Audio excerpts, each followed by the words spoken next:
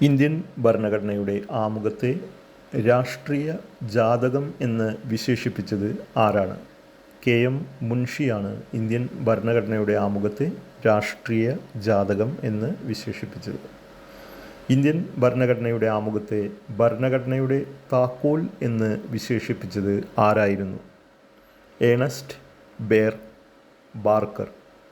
Ernest ബാർക്കറാണ് Indian ഭരണഘടനയുടെ ആമുഖത്തെ ഭരണഘടനയുടെ താക്കോൽ എന്ന് വിശേഷിപ്പിച്ചത്.